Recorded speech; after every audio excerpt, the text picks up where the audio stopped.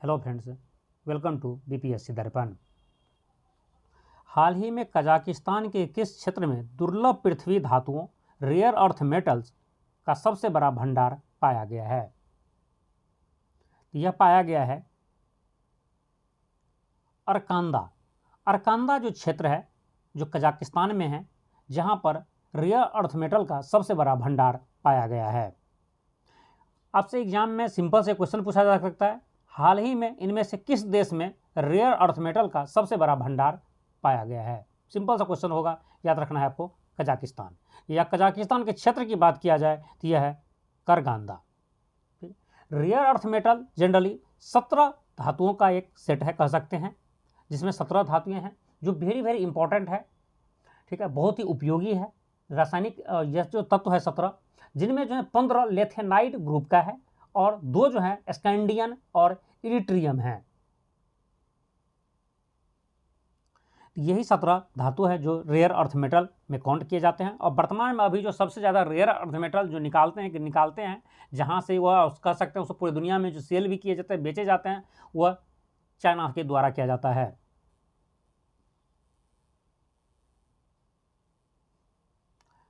World boxing cup 2025 में भारत के लिए पहला स्वर्ण पदक किस मुक्केबाज ने जीता है? तो ऑप्शन है आपके पास शिव थापा, अमित पंघाल, विकास कृष्ण और हितेश गुलिया। तो आंसर है आपका ऑप्शन डी, हितेश गुलिया। हितेश गुलिया पहले प्लेयर है जिसने पहला स्वर्ण पदक जो है जीता है वर्ल्ड बॉक्सिंग कप 2025 में, जिसका आयोजन ब्राज़ील में किया गया है। ब्राज़ील में जो है हितेश गुलिया जी पहले ऐसे प्लेयर हैं जिसने भारत के लिए पहला स्वर्ण पदक जीता है। ठीक है, इसके साथ ही भारत ने इस कप में जो वर्ल्ड बॉक्सिंग कप है 2025, जिसमें भारत ने टोटल 6 पदक जीते हैं, जिसमें 1 गोल्ड, 1 रजत मतलब सिल्वर पदक, गोल्ड के साथ साथ 1 सिल्वर और 4 ब्रॉन्ज मेडल उन्होंने जीते हैं। टोटल 6 मेडल भारत के द्वारा इस कप में जीता गया है। हाल ही में एशिया क्रिकेट काउंसिल एसीसी के नए अध्यक्ष के रूप में किसे नियुक्त किया गया है? आपके पास ऑप्शन है सम्मी सिल्वा जो श्रीलंका से हैं, मोबिन नकवी, जय शाह भारतीय हैं और नजम सेठी। और आपका राइट आंसर है मोहसिन नकवी। मोहसिन नकवी को recently ACC Asia cricket council का अध्यक्ष नियुक्त किया गया है। यह क्वेश्चन एग्जाम में पूछे जाने के चांसेस बहुत ही ज़्यादा है और स्टूडेंट्स गलती करेंगे, क्योंकि कुछ दिन पहले तक एसीसी का जो चेयरमैन था वह जय शाह जी थे। ठीक है, जब जय शाह जी को आईसीसी का चेयरमैन बनाया गया तो उन्होंने एसीसी के चेयरमैन पद से इस्तीफा दे दिए, उसे देना भी था। उसके बाद जो रिसेंटली तुरंत सम्मी सिल्वा को एसीसी का चेयरमैन बनाया गया जो श्रीलंका से थे, और अब सम्मी सिल्वा को भी हटा करके मोनिस नकवी को जो है एशिया क्रिकेट काउंसिल का चेयरमैन बनाया गया है। और Mohsin Naqvi Pakistan cricket board PCB के अध्यक्ष हैं, साथ साथ पाकिस्तान के गृह मंत्री भी हैं।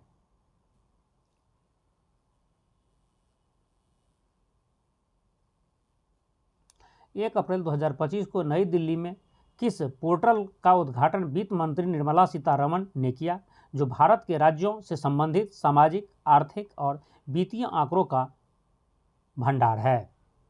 तो आपके पास इसके लिए ऑप्शन है, 4 ऑप्शन है आपके पास।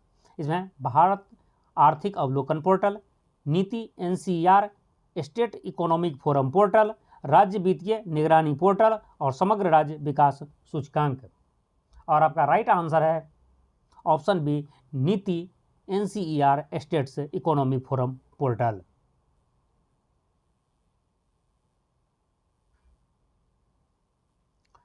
म्यांमार में आए भूकंप के बाद भारत द्वारा आरंभ किए गए आपात राहत मिशन का क्या नाम है?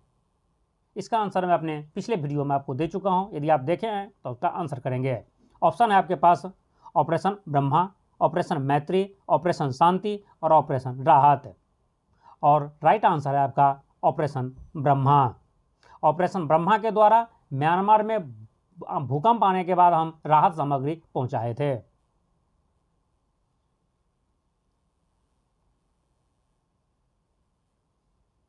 वर्ष 2024 के आधार पर भारत किस देश को पीछे छोड़ते हुए विश्व का दूसरा सबसे बड़ा चाय निर्यातक बन गया है? आपके पास ऑप्शन है चीन, वियतनाम, बांग्लादेश और श्रीलंका। भारत जो दूसरे स्थान पर आया है वह श्रीलंका को पीछा करके आया है। श्रीलंका अब तक दुनिया में चाय निर्यात करने में दूसरे स्थान पर थे, जिसे भारत ने पीछा करके दूसरे स्थान पर पहुंच चुका है। श्रीलंका अब तीसरे स्थान पर पहुंच चुका है। और दुनिया में जो सबसे ज़्यादा चाय निर्यात करने वाले देश है वो देश है केनिया। याद रखेंगे, केनिया फर्स्ट पोजीशन पर है और अब दूसरे स्थान पर भारत है और तीसरे पर श्रीलंका पहुंच चुका है।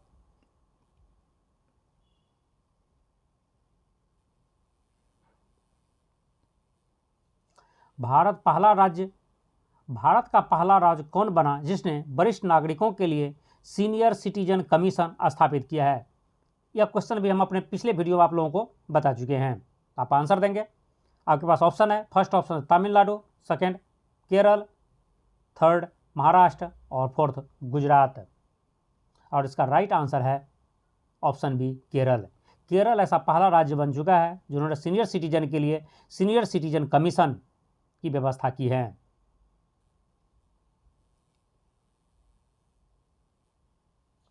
हाल ही में किस भारतीय रेशम उत्पाद को जर्मनी के ओइकोटेक्स्ट प्रमाण पत्र प्राप्त हुआ है?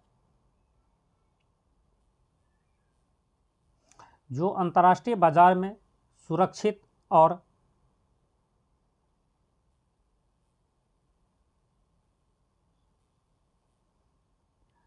पर्यावरण अनुकूल सिद्ध करता है। तो ऑप्शन आपका एरी रेशम, टसर रेशम, मुगा रेशम और कांथा रेशम। और इनका आंसर होगा आपको एरी रेशम। राइट आंसर है एरी रेशम।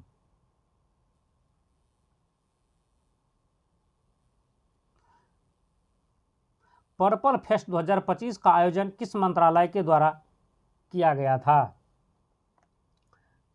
आपके पास ऑप्शन है महिला एवं बाल विकास मंत्रालय, स्वास्थ्य और परिवार कल्याण मंत्रालय, सामाजिक न्याय और अधिकारिता मंत्रालय और शिक्षा मंत्रालय। आपका राइट आंसर है ऑप्शन सी सामाजिक न्याय और अधिकारिता मंत्रालय। पर्पल फेस्ट 2025 का आयोजन जो है राष्ट्रपति भवन में हुआ था और यह सामाजिक न्याय और अधिकारिता मंत्रालय के द्वारा किया गया था।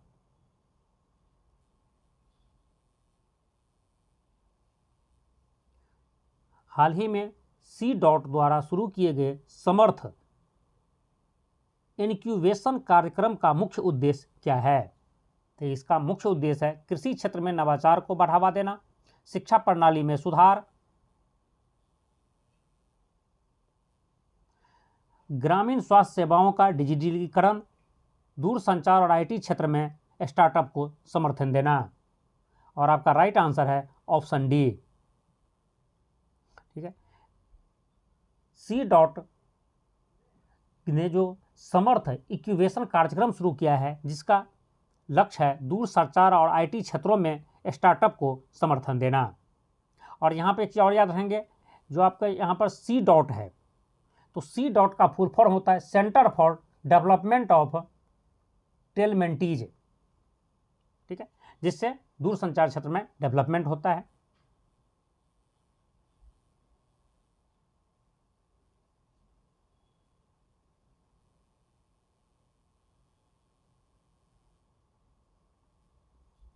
भारत सरकार द्वारा क्षेत्रीय ग्रामीण बैंकों आरआरबी की दक्षता बढ़ाने के लिए कौन सी नई नीति लागू की जा रही है?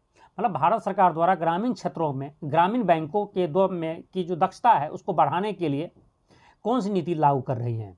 तो यह नीति है आपके पास ऑप्शन में, पहला ऑप्शन है ऑप्शन नंबर ए, एक राज्य एक आरआरबी नीति, बी है ग्रामीण बैंक विस्तार योजना, सी है एक भारत एक बैंक नीति और थर्ड आपका बैंक स्वराज नीति। और आपका राइट आंसर है ऑप्शन ए, एक राज्य एक आरआरबी नीति। और भारत सरकार चाहती है कि हर एक राज्य में एक आरआरबी हो, एक ग्रामीण बैंक हो। ठीक है, अभी तक मौजूदा समय में जो है 43 ग्रामीण बैंक है, जो पहले 196 थी, 196 ग्रामीण बैंक से इसे घटाकर एक दूसरे में मर्ज करके एक दूसरे को अब जो है 43 आरआरबी बनाए हैं। 43 ग्रामीण बैंक है, भारत में विद्यमान है, ठीक है। उसे भी सरकार चाहती है कि समय के साथ हम बहुत से जल्दी उसे घटाकर टोटल 28 ग्रामीण बैंक ही रखें देश में, मतलब हर एक राज्य में एक ग्रामीण बैंक। तो याद रखेंगे, एक राज्य एक आरआरबी की नीति सरकार द्वारा लागू की जा रही है।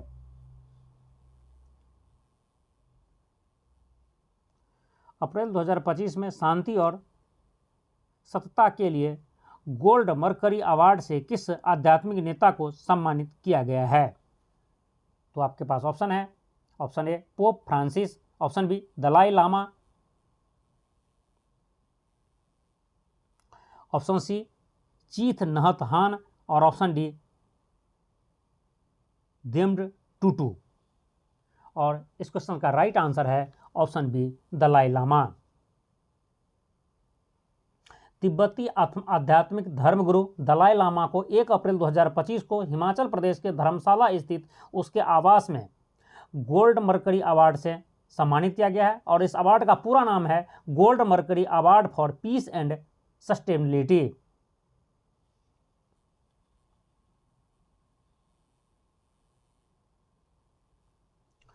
समता दिवस प्रत्येक वर्ष किस नेता की जयंती पर मनाया जाता है? Option A doctor Bhimrao Ambedkar, option B Babu Jagjivan Ram, option C Mahatma Gandhi और ऑप्शन डी सरदार वल्लभ भाई पटेल। समता दिवस प्रत्येक वर्ष बाबू जगजीवन राम के जन्मतिथि पर मनाया जाता है, उसके जन्मदिन पर, उसके जयंती पर मनाया जाता है। और समता दिवस प्रत्येक वर्ष 5 अप्रैल को मनाया जाता है, ये भी याद रखेंगे। प्रत्येक वर्ष 5 अप्रैल को बाबू जगजीवन राम के जयंती पर मनाए जाते हैं।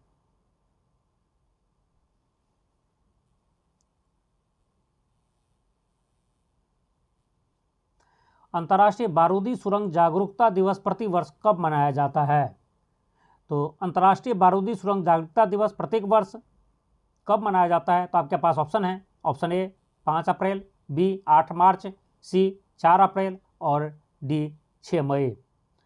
और आपका राइट आंसर है ऑप्शन सी 4 अप्रैल। प्रत्येक वर्ष 4 अप्रैल को अंतर्राष्ट्रीय बारूदी सुरंग जागरूकता दिवस के रूप में मनाया जाता है। संयुक्त राष्ट्र ने अंतर्राष्ट्रीय शून्य अवशिष्ट दिवस international day of zero waste कब मनाने की घोषणा की है? ऑप्शन ए है 5 जून, बी 30 मार्च, सी 14 दिसंबर और डी 22 अप्रैल। और आपका राइट आंसर है ऑप्शन बी 30 मार्च।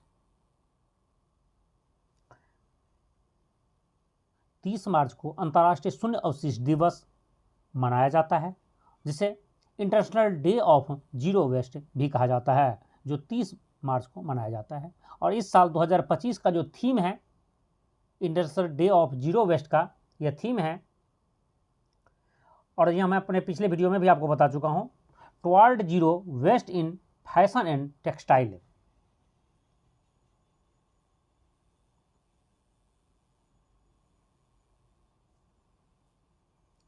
वर्ल्ड मेट्रोलॉजिकल डे 2025 की थीम क्या है? प्रत्येक वर्ष वर्ल्ड मेट्रोलॉजिकल डे, पहले याद रखेंगे, वह 23 मार्च को मनाया जाता है। और इसकी थीम जो इस साल 2025 के लिए है, यह आपके पास 4 ऑप्शन है, इसे देख लेते हैं। साथ मिलकर प्रारंभिक चेतावनी अंतर को बांटना, दूसरा है क्लाइमेट एक्शन के लिए विज्ञान, मौसम और जलवायु के लिए नवाचार, और जलवायु परिवर्तन और आपदा प्रबंधन। और इसका आपका राइट आंसर है ऑप्शन ए, मिलकर साथ प्रारंभिक चेतावनी अंतर को बांटना। ठीक है, इसके आप याद रखेंगे, इंग्लिश में भी कभी कभी एग्जाम में क्वेश्चन पूछ देता है थीम, तो इसका इंग्लिश में नाम है closing the early warning gap together.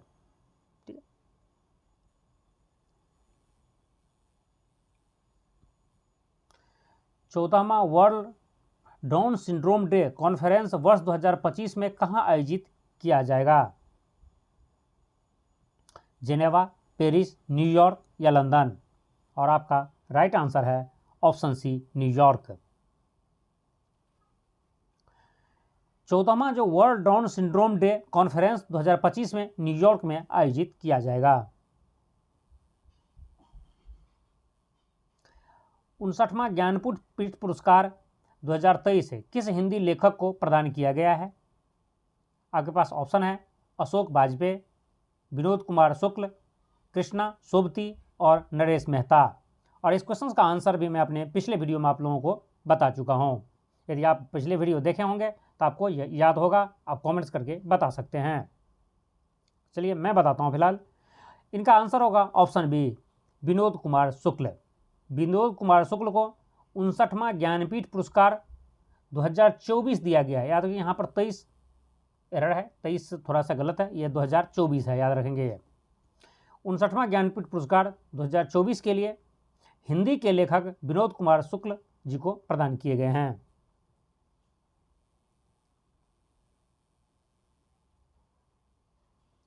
Maharashtra Bhushan पुरस्कार 2025 से किस प्रसिद्ध मूर्तिकार को सम्मानित किया गया है जिन्होंने स्टैच्यू ऑफ यूनिटी की रचना की थी?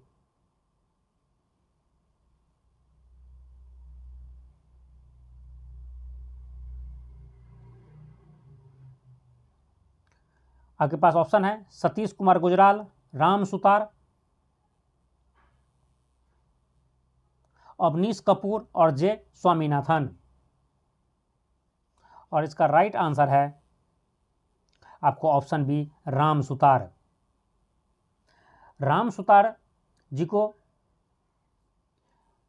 महाराष्ट्र भूषण पुरस्कार से सम्मानित किया गया है 2025 के लिए, जिन्होंने स्टैच्यू ऑफ यूनिटी जो गुजरात में है उसका निर्माण किया था।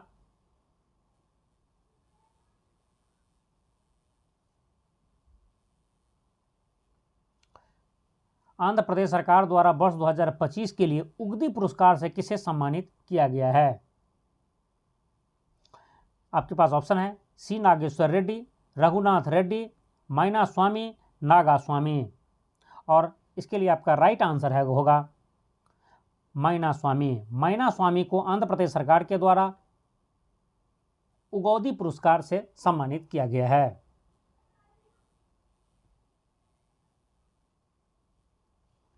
रूस ने हाल ही में किस परमाणु पनडुब्बी को जिरकॉन हाइपरसोनिक क्रूज मिसाइल से सुसज्जित कर लॉन्च किया है? और इसके लिए आपके पास ऑप्शन है पर्म, नोवोसिविर्स्क, कजान और कुर्स्क।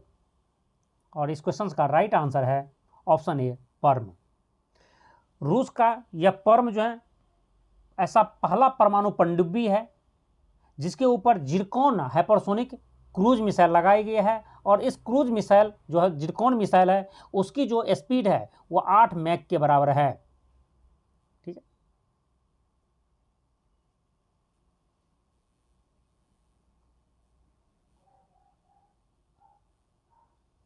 नामीबिया की पहली महिला राष्ट्रपति कौन बनी जिसका शपथ ग्रहण 21 मार्च 2025 को हुआ है?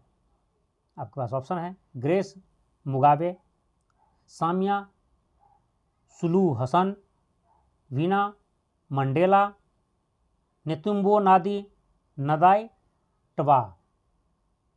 और इसका राइट आंसर है ऑप्शन डी, नेहुम्बो नांदी नदाई टबा। ये जो है नामीबिया की पहली महिला राष्ट्रपति बनी हैं। नाम थोड़ा अटपटा है, उसे आपको फिर भी याद रखना है, ये एग्जाम में क्वेश्चन पूछा जा सकता है क्योंकि यह पहली महिला राष्ट्रपति है जो नामीबिया में बनी हैं।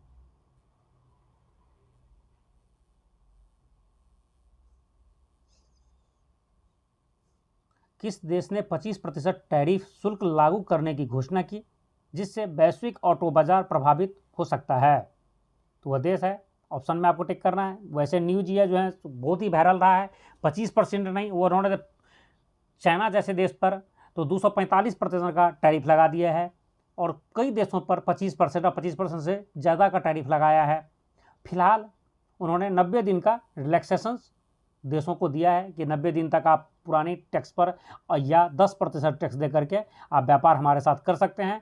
90 दिन के अंदर में हम डिसीजन लेंगे कि जो ये 25% का टैरिफ या 25% डायरेक्ट टैरिफ है वो हम लागू रखें या ना रखें। तो यह देश के नाम तो आप जानते ही होंगे, फिर भी आपके पास ऑप्शन है अमेरिका, भारत, चीन और कनाडा। राइट आंसर है आपका ऑप्शन ए अमेरिका। अमेरिका द्वारा ही यह टैरिफ की घोषणा की गई थी।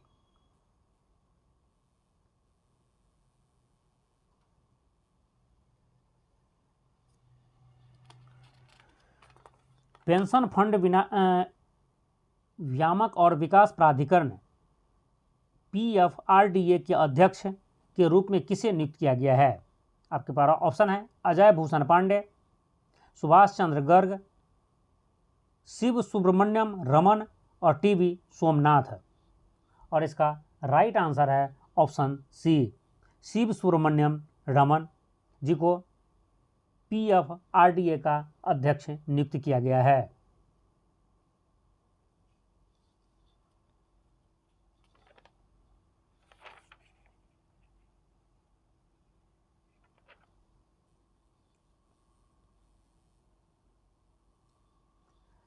पाँच अप्रैल 2025 को आयुष्मान भारत प्रधानमंत्री जन आरोग्य योजना ABPMJAY को लागू करने वाला कौन सा 35वां केंद्र शासित प्रदेश या राज्य बन गया है?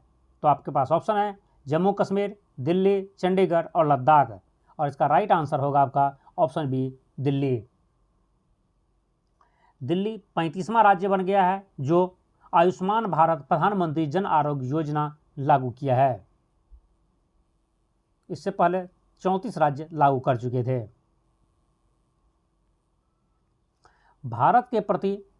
भारत में प्रतिवर्ष 5 अप्रैल को कौन सा दिवस मनाया जाता है जिससे समुद्री क्षेत्र के योगदान को सम्मान दिया जाता है? इसका ऑप्शन है राष्ट्रीय नौसेना दिवस, national navy day. Option B अंतर्राष्ट्रीय पोत दिवस, international ship day. Option C राष्ट्रीय समुद्री दिवस, नेशनल मैरीटाइम डे। और ऑप्शन डी जल परिवहन सुरक्षा दिवस, वाटर ट्रांसपोर्ट सेफ्टी डे। और राइट आंसर है ऑप्शन सी राष्ट्रीय समुद्री दिवस, national maritime day. National maritime day प्रत्येक वर्ष 5 अप्रैल को मनाया जाता है।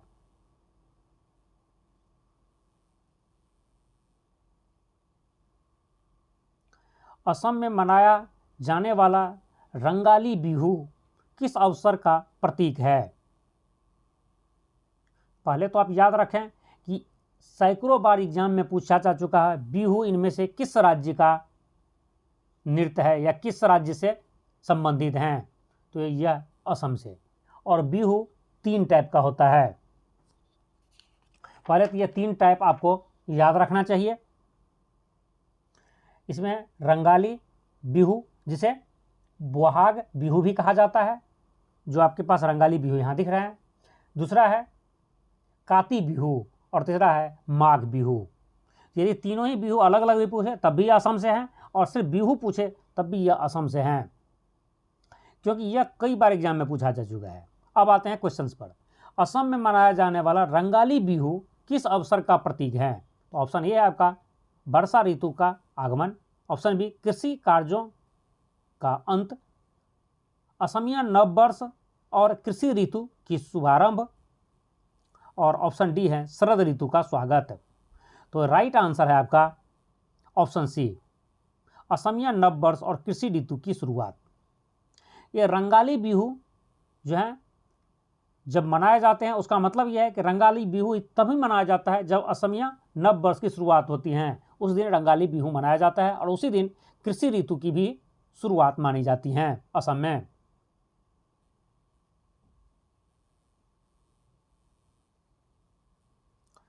किस भारतीय अभिनेता को उसकी देशभक्ति आधारित फिल्मों के लिए भारत कुमार की उपाधि दी गई थी? तो ऑप्शन है आपको दिलीप कुमार, मनोज कुमार, राजकुमार और देवानंद।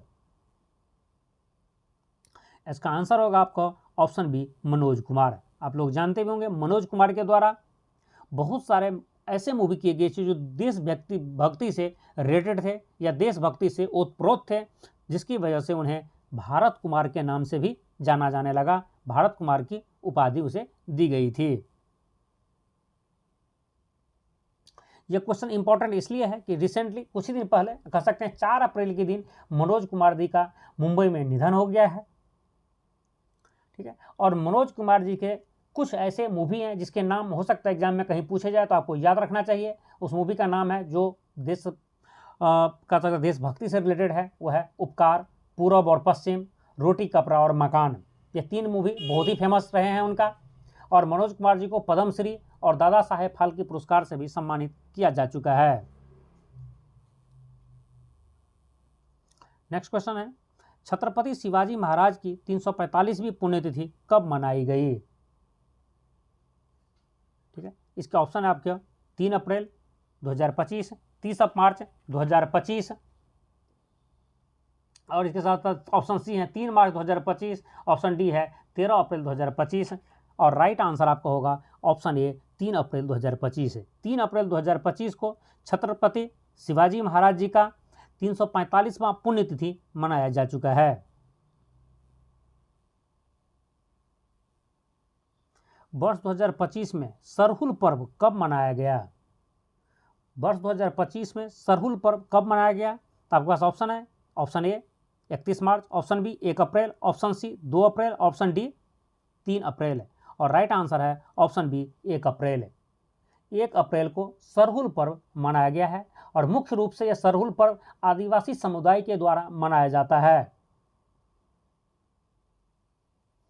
और यह जो सरहुल पर्व बसंत ऋतु के आगमन और नव वर्ष की शुरुआत को दर्शाता है। मतलब आदिवासी समुदाय में नव वर्ष की शुरुआत 1 अप्रैल को माना जाता है और उसी दिन जो है बसंत ऋतु की वह शुरुआत मानते हैं, जिसकी वजह से सरहुल पर्व इस साल 1 अप्रैल को मनाया गया है।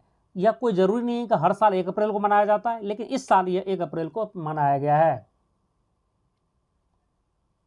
और इस सरहुल पर्व पर झारखंड में सरकारी अवकाश होता है, उस दिन छुट्टी होता है। जैसे कि आप जानते हैं आदिवासी जनजाति बहुत सारे जो हैं झारखंड में रहते हैं, आदिवासी लोग, जिसकी वजह से सरहुल त्यौहार के दिन सेंट्रल गवर्नमेंट या अदर स्टेट के द्वारा छुट्टी तो नहीं होती है, लेकिन झारखंड में छुट्टी होती है। यहाँ पर एक और इम्पॉर्टेंट क्वेश्चन है जो कई बार एग्जाम में इस टाइप के क्वेश्चन पूछे जाते हैं, और आप यहाँ पर याद रखेंगे सरहुल पर्व में किस चीज़ की पूजा हो जाती है, किस चीज़ की पूजा की जाती है।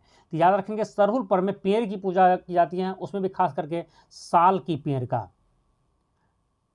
ठीक है, कई एग्जाम में इस टाइप का क्वेश्चन पूछे जाते हैं, किस त्यौहार में किस भगवान की पूजा की जाती है, किस चीज़ की पूजा की जाती है। तो इस तरह से यहाँ पर आपके एग्जाम में पूछा जा सकता है सरहुल पर्व में किसकी पूजा की जाती है, तो इसमें साल वृक्ष की पूजा की जाती है। 8 अप्रैल 2025 में राष्ट्रपति द्रौपदी मुर्मू को सिटी ऑफ ऑनर से किस देश की राजधानी में सम्मानित किया गया है? तो लिस्बन में सम्मानित किया गया है। पुर्तगाल की राजधानी लिस्बन में राष्ट्रपति द्रौपदी मुर्मू जी को सिटी ऑफ ऑनर से सम्मानित किया। मतलब पुर्तगाल के द्वारा अपने राष्ट्रपति द्रौपदी मुर्मू जी को सिटी ऑफ ऑनर से सम्मानित किया गया है पुर्तगाल की राजधानी लिस्बन में। तो देखिए यहाँ से याद रखेंगे पुर्तगाल की राजधानी कहाँ है, यह भी एग्जाम में पूछा जा सकता है, लिस्बन। और सिटी ऑफ ऑनर किसे दिया गया है, तो हमारे राष्ट्रपति द्रौपदी मुर्मू जी को दिया गया है। और याद रखें इसलिए भी इम्पोर्टेंट है कि अभी तक जितने भी पुरस्कार दिया जाता है, जितने भी ऑनर दिए गए हैं, जितने भी उपाधि दिए गए हैं अलग अलग देशों के द्वारा, ज़्यादातर वह हमारे प्रधानमंत्री नरेंद्र मोदी जी को दिए गए हैं। तो इसलिए यहाँ पर इस टाइप के क्वेश्चन पूछे जाने की चांसेस बढ़ जाती है। नेक्स्ट देखते हैं, 8 अप्रैल 2025 को T20 क्रिकेट में 13,000 रन बनाने वाले पहले भारतीय क्रिकेटर कौन बने हैं? यह बने हैं विराट कोहली। विराट कोहली पहले भारतीय बने हैं जिन्होंने 13,000 रन T20 क्रिकेट में पूरा कर चुके हैं। 7 अप्रैल 2025 को किस देश के राष्ट्रपति ने प्रधानमंत्री नरेंद्र मोदी को मित्र भूषण पुरस्कार प्रदान किया है? तो राष्ट्रपति श्रीलंका के राष्ट्रपति के द्वारा प्रधानमंत्री नरेंद्र मोदी को मित्र भूषण पुरस्कार से सम्मानित किया है। 2 अप्रैल 2025 को नई दिल्ली में विकसित भारत युवा सांसद महोत्सव 2025 का उद्घाटन किसने किया है? यह उद्घाटन किया है केंद्रीय मंत्री डॉक्टर मनसुख मंडाविया जी। मनसुख मंडाविया जी के द्वारा 2 अप्रैल को विकसित भारत युवा सांसद महोत्सव 2025 का उद्घाटन किया गया है। 31 मार्च 2025 को प्राप्त जानकारी के अनुसार किसको प्रधानमंत्री नरेंद्र मोदी के निजी सचिव के रूप में नियुक्त किया गया है? वह है निधि तिवारी। निधि तिवारी जी वर्तमान में प्रधानमंत्री नरेंद्र मोदी जी के निजी सचिव है, पर्सनल सेक्रेटरी है। 28 मार्च 2025 को किसने IIT कानपुर में एशिया की सबसे बड़े इंटर कॉलेजिएट तकनीक और उद्यमिता महोत्सव टेक कीर्ति 2025 का उद्घाटन किया है? यह किया है अनिल चौहान जी, जो वर्तमान में हमारे CDS हैं, chief of defence staff CDS general Anil Chauhan ji इस महोत्सव के उद्घाटन किए हैं। याद रखेंगे, यहाँ से 2-3 क्वेश्चन आपको होगा। टेक कीर्ति का उद्घाटन किसने किया? सीधी क्वेश्चन पूछेगा। जनरल अनिल चौहान जी भारत के CDS है, उन्होंने उसका उद्घाटन किए हैं। आपसे सिंपल से एग्जाम में ये भी क्वेश्चन पूछा था, वर्तमान में भारत के CDS कौन है? तो यह जनरल अनिल चौहान जी है और दूसरे CDS हैं।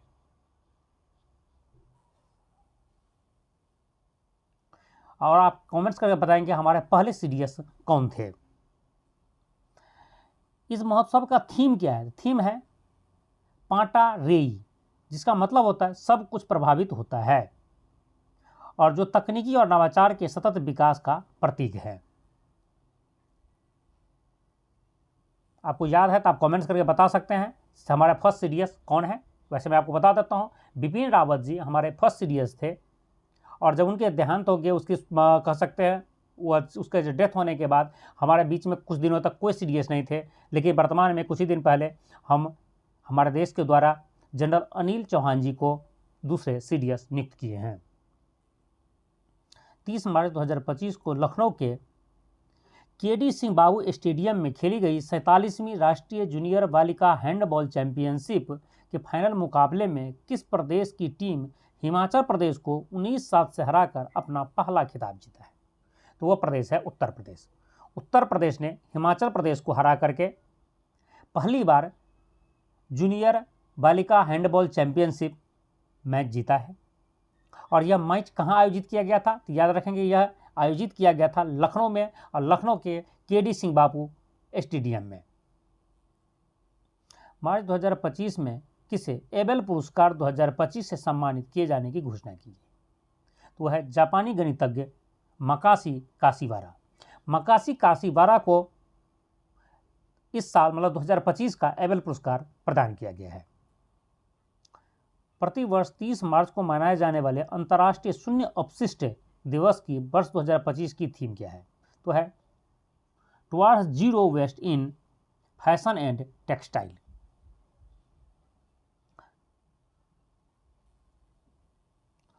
सत्ताईस मार्च 2025 को मनाए गए अंतर्राष्ट्रीय रंगमंच दिवस की थीम क्या थी? तो इसकी थीम थी रंगमंच और शांति की संस्कृति रही है। रंगमंच और शांति की संस्कृति, यह जो है थीम था अंतर्राष्ट्रीय रंगमंच दिवस 2025 की। और अंतर्राष्ट्रीय रंगमंच दिवस कब मनाया जाता है? तो याद रखेंगे, यह प्रतिवर्ष 27 मार्च को मनाया जाता है।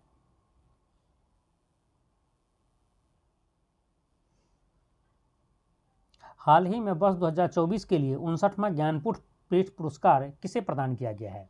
वह हिंदी के साहित्यकार विनोद कुमार शुक्ल को पुरस्कार यह प्रदान किया गया है। याद रखेंगे, यह ज्ञानपीठ पुरस्कार से रिलेटेड क्वेश्चंस कई बार एग्जाम में पूछा गया है, तो इसलिए ये क्वेश्चंस आपके लिए इंपॉर्टेंट हो जाता है, क्योंकि 2024 के लिए 59वां ज्ञानपीठ पुरस्कार हिंदी साहित्यकार विनोद कुमार शुक्ल को प्रदान किया गया है। हाल ही में राष्ट्रीय ई-विधान एप्लीकेशन प्लेटफॉर्म में शामिल होने वाली 28वीं विधायिका कौन बनी है? तो यह है दिल्ली विधानसभा। 29 मार्च 2025 को भारत सरकार ने भूकंप से प्रभावित म्यांमार के लोगों की सहायता के लिए किस पहल के तहत सामग्री भेजी थी? तो ऑपरेशन ब्रह्मा। तो एग्जाम में जनरली यह क्वेश्चन पूछा था, ऑपरेशन ब्रह्मा इनमें से किस देश के लिए चलाया गया था? तो याद रखेंगे, म्यांमार के लिए चलाया गया था, और खास करके म्यांमार में भूकंप से प्रभावित लोगों के लिए। जब भूकंप आया था म्यांमार में, तब ऑपरेशन ब्रह्मा चलाया गया था। हाल ही में भारत का पहला कौन सा राज्य है जिसने अपनी विधानसभा की कार्यवाही का प्रसारण सांकेतिक भाषा में किया है? तो वह राज्य पंजाब है। 27 मार्च 2025 को विश्व जल दिवस के अवसर पर की गई घोषणा के अनुसार किसे वैश्विक स्तर पर बाढ़ के जोखिम और जलवायु परिवर्तन के प्रभावों पर उसके अग्रणीय शोध के लिए 2025 के स्टॉकहोम जल पुरस्कार प्रदान किया गया है? वो प्रदान किया गया है प्रसिद्ध जल वैज्ञानिक गुंटर ब्लोचेल को।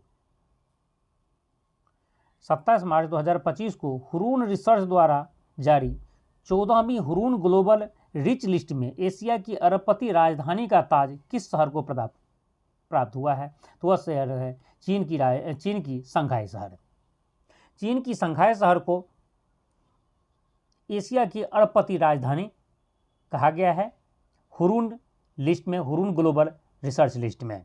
कहने का मतलब दुनिया में जो सबसे ज़्यादा अरबपति लोग निवास करते हैं वह चीन की शंघाई शहर में।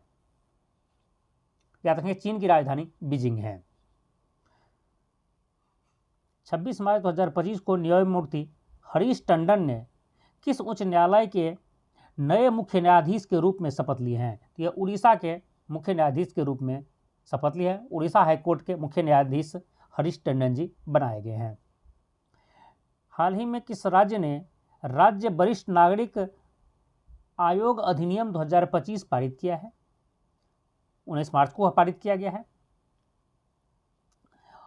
और इस पारित करने के साथ ही वह वरिष्ठ नागरिक आयोग की स्थापना की है और ऐसा करने वाला भारत का यह पहला राज्य बन गया है।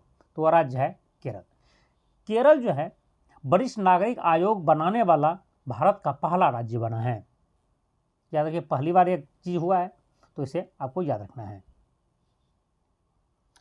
24 मार्च 2025 को केंद्र सरकार ने किसे नया वित्त सचिव नियुक्त किया गया है? यह अजय सेठ को नियुक्त किया गया है। अजय सेठ वर्तमान में भारत के वित्त सचिव हैं, वित्त सेक्रेटरी, फाइनेंस सेक्रेटरी हैं।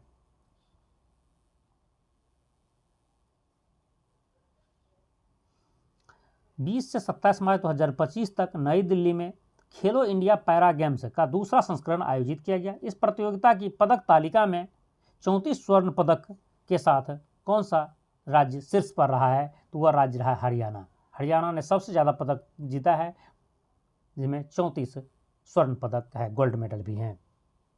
26 से 28 मार्च 2025 तक कहाँ पर federation of India export organisation द्वारा वाणिज्य एवं उद्योग मंत्रालय के सहयोग से सौरसेक्स इंडिया के तीसरे संस्करण का आयोजन किया गया है। यह यशोविवी कन्वेंशन सेंटर नई दिल्ली में आयोजित किया गया है। हाल ही में कौन दुनिया की सबसे बड़ी स्टील कंपनी बनी है? तो वह कंपनी है JSW स्टील। JSW स्टील दुनिया की सबसे बड़ी स्टील कंपनी बन चुकी है।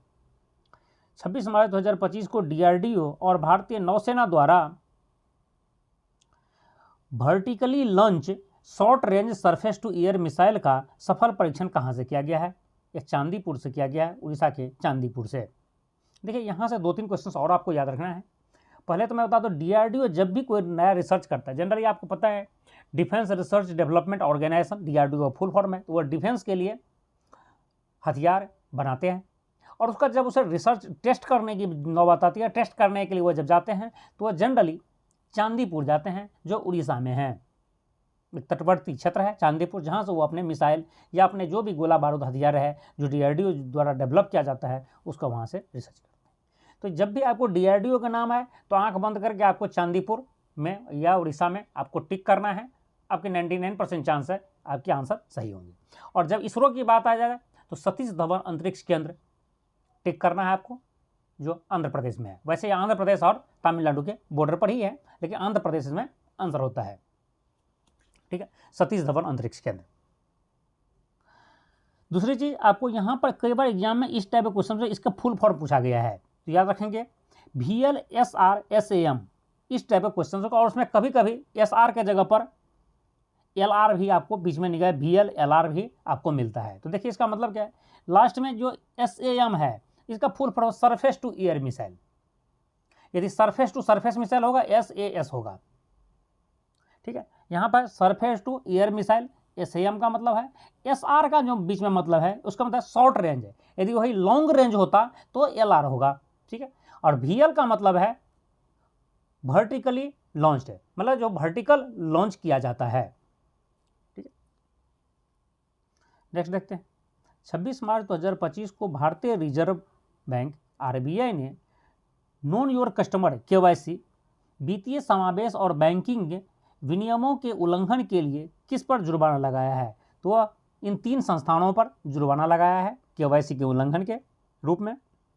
क्वेश्चन था HDFC बैंक जिस पर 75 लाख का जुर्माना लगाया गया है, पंजाब एंड सिंध बैंक जिस पर 68.20 लाख का जुर्माना लगाया गया है, और KLM अक्सिवा फिनवेस्ट पर 10 लाख का जुर्माना लगाया गया है।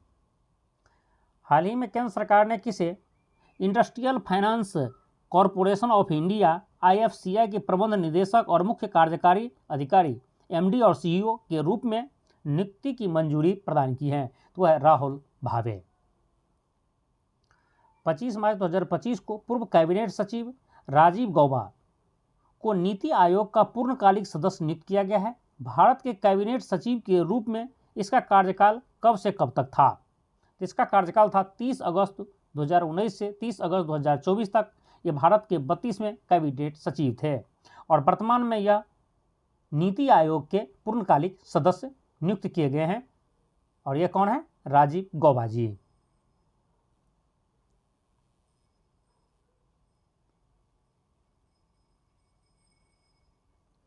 पच्चीस मार्च 2025 को केंद्रीय पशुपालन एवं डेयरी मंत्री राजीव रंजन सिंह द्वारा लोकसभा में दी गई जानकारी के अनुसार भारत दुनिया का सबसे बड़ा दुग्ध उत्पादक देश बन गया है। वर्तमान में भारत की दुग्ध उत्पादन क्षमता कितनी है? यह है 239 मिलियन मैट्रिक टन। देखिए यहाँ पर दो क्वेश्चन है। एक तो क्वेश्चन कितनी मैट्रिक टन दूध उत्पादन क्षमता हमारी है, दूध उत्पादन हम करते हैं, तो 239 मैट्रिक टन। एक क्वेश्चन तो यह है जो पूछे जाने के चांसेस कम है, लेकिन यह क्वेश्चन ज़्यादातर पूछे जाने की चांसेस आप सिर्फ सिंपल से एग्जाम में पूछा जाएगा भारत के दुग्ध उत्पादन में दुनिया में कौन सा स्थान है? तो याद रखें वर्तमान में हम फर्स्ट पोजीशन पर है दुनिया में दुग्ध उत्पादन करने की क्षमता के अनुसार। भारत और किस देश के मध्य द्विपक्षीय नौसेना अभ्यास इंदिरा 2025 के 14वें संस्करण का उद्घाटन 25 मार्च 2025 को चेन्नई में किया गया है? वह है रूस के मध्य। भारत और रूस के मध्य इंदिरा 2025 का 14वें संस्करण का उद्घाटन चेन्नई में किया गया है। आपसे एग्जाम में यहाँ से क्वेश्चन पूछा जाएगा इंदिरा अभ्यास इनमें से किन किन देशों के बीच में होता है? तो यह भारत और रूस के बीच में होता है। भारतीय इतिहास एवं संस्कृति। नाने घाट शिलालेख में किस सातवाहन राजा के बारे में विवरण दिया गया है? इसमें सातकर्णी प्रथम के बारे में विवरण दिया गया है। जैसे कि आप जानते भी होंगे नाने घाट शिलालेख में सातकर्णी प्रथम के बारे में विवरण दिया गया, उसके बारे में विस्तृत जानकारी दिया गया है, जो सातवाहन शासक थे, सातवाहन वंश के शासक थे। अशोक ने बोध गया की पहली यात्रा का वर्णन किस प्रमुख शिलालेख में किया गया है?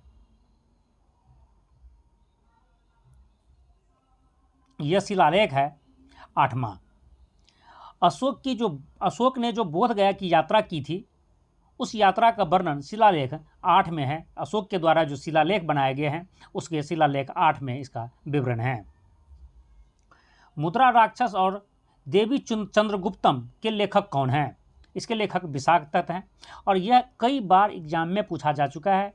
यदि आप प्रीवियस ईयर का बुक देखें तो आपको पता चलेगा कि सैकड़ों बार यह क्वेश्चंस और लगभग इतने ही के बराबर ये क्वेश्चंस भी पूछे जा चुके हैं, लेकिन उनमें सबसे इंपॉर्टेंट है मुद्रा राक्षस।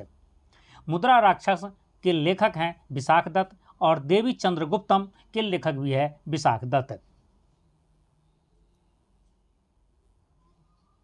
कन्नौज धार्मिक सभा का आयोजन हर्षवर्धन ने 643 ईस्वी में बौद्ध धर्म के किस संप्रदाय की शिक्षाओं के प्रचार प्रसार के लिए किया था?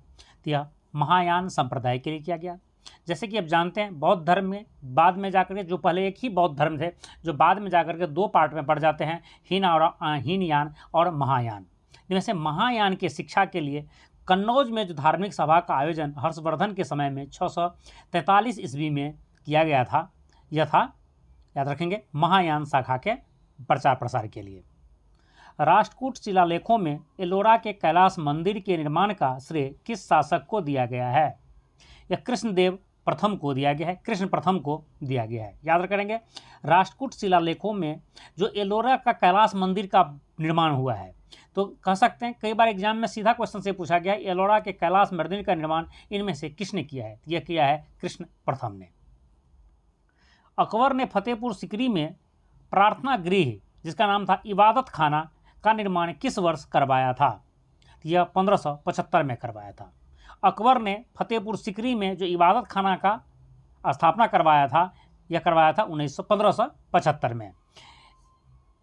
याद रखिए, इबादत खाना क्या था? प्रार्थना गृह था।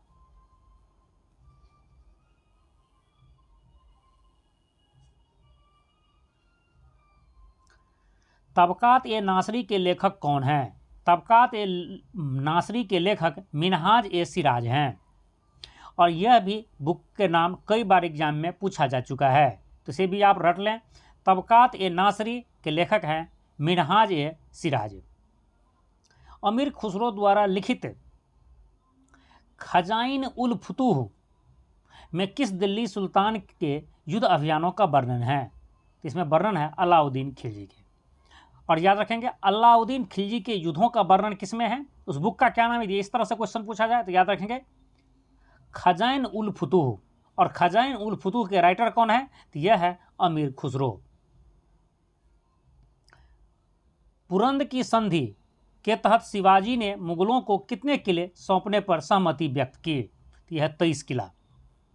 पुरंद की संधि जो 1665 ईस्वी में हुआ था, उसमें शिवाजी के द्वारा मुगलों को 23 किला सौंपने की सहमति हुई थी। सौंपने के बारे में चर्चा हुई थी, बात हुई थी। शिवाजी उस समय मान भी गए थे इतने से किला देने के लिए।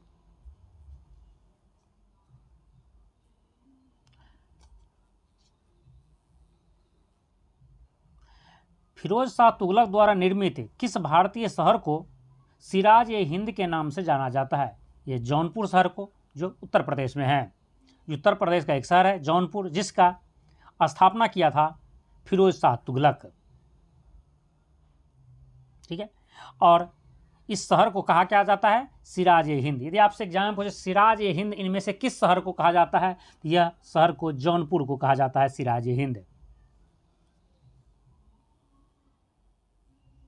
और नेक्स्ट टॉपिक हमारा है राष्ट्रीय स्वतंत्रता आंदोलन। यहाँ से भी हमें 10 क्वेश्चंस आपको मिलेंगे। पहला है गांधी इरविन समझौता 1931 के, जो गांधी इरविन समझौता 1931 में हुआ था, के कारण किस गांधीवादी आंदोलन को अस्थायी रूप से स्थगित कर दिया गया था? यह था सविनय अवज्ञा आंदोलन।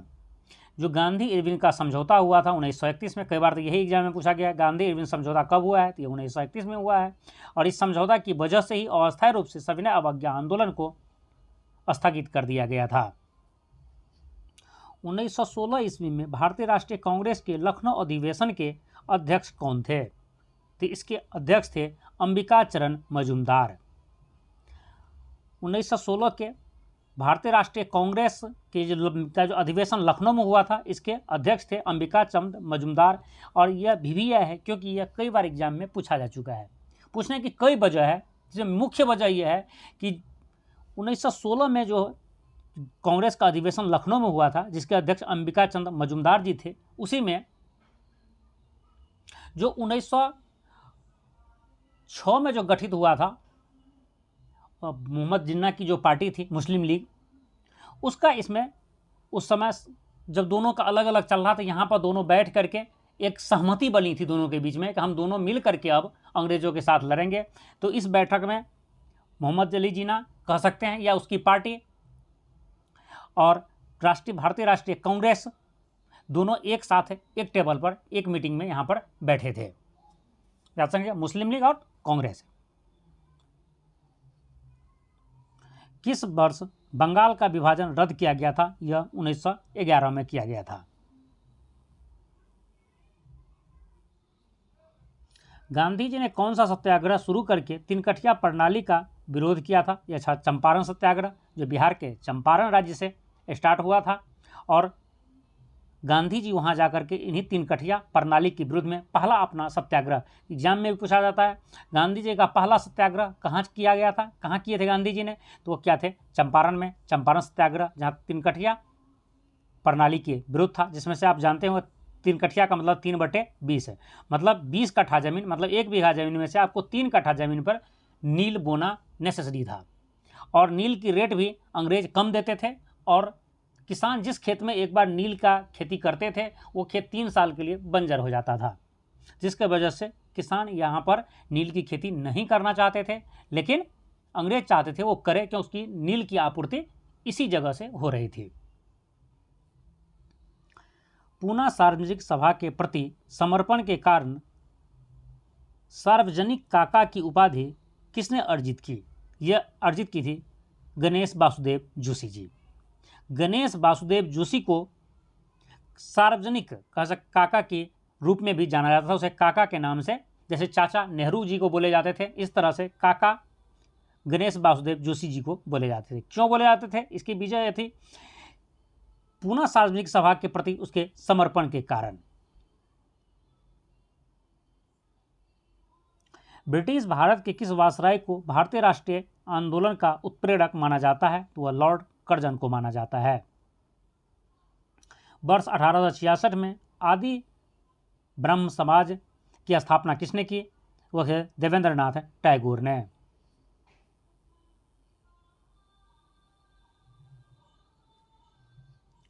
भारतीय राष्ट्रीय संघ की स्थापना सुरेंद्रनाथ बनर्जी और आनंद मोहन बोस ने किस वर्ष की थी? यह 1876 में की थी। याद रखेंगे, भारतीय राष्ट्रीय संघ की स्थापना किसने की थी? तो दो लोग मिलकर के की थे, सुरेंद्रनाथ बनर्जी और आनंद मोहन बोस, और यह क्या थे? 1876 में। शारदा अधिनियम 1929 ने लड़कियों के लिए विवाह योग्य न्यूनतम आयु निर्धारित की थी। यह थे 14 वर्ष। याद रखिए, कई बार एग्जाम में यहाँ से 2-3 क्वेश्चन पूछे जाते हैं। पहला तो यही, शारदा अधिनियम कब आया था? तो यह 1929 में आया था। इसमें लड़कियों के लिए एज कितना निर्धारित था? उसके मिनिमम आयु शादी के लिए यह था 14 वर्ष और लड़कों के लिए था 18 वर्ष। ठीक है, जो रिसेंटली कुछ समय पहले तक आप जानते होंगे कि बाद में सरकार ने उसे बढ़ा करके लड़कों के लिए 21 साल और लड़कियों के लिए 18 साल कर दिए। आगे चलते हैं। हाँ, यहाँ से एक चीज़ और कि कई बार एग्जाम में एक क्वेश्चन सीधा पूछा, शारदा अधिनियम इनमें से किससे संबंधित है? तो याद रखिए, यह लड़का और लड़कियों की शादी की न्यूनतम आयु सेट करने से रिलेटेड थे शारदा अधिनियम। युवाओं को शिक्षित करने के लिए ज्ञान प्रसारक मंडली की स्थापना किसने की थी? यही दादा भाई नौरोजी ने। दादा भाई नौरोजी ने ज्ञान प्रसारक मंडली की स्थापना की थी युवाओं को शिक्षित करने के लिए।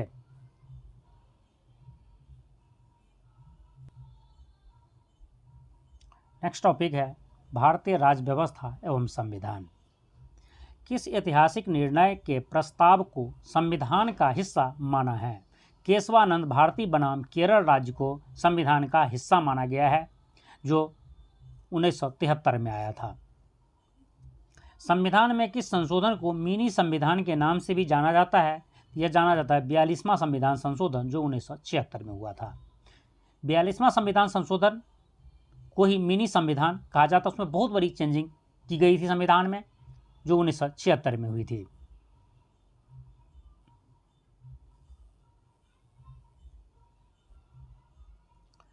किसने अपनी पुस्तक फेडरल गवर्नमेंट में भारतीय संविधान को अर्धसंघीय बताया? ये था केसी व्हीलर ने।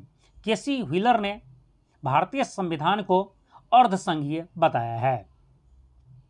अनुच्छेद 356 के तहत राष्ट्रपति शासन सबसे पहले 1951 में भारत के किस राज्य में लगाया गया था?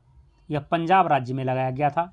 संविधान हमारा 1950 में लागू होता है और 1951 में ही संविधान के अनुच्छेद 356 के तहत राष्ट्रपति को पंजाब में राष्ट्रपति शासन लगाना पड़ता है।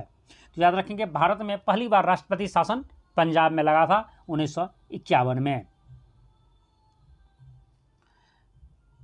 संविधान में 9वीं अनुसूची किस संशोधन द्वारा जोड़ी गई थी?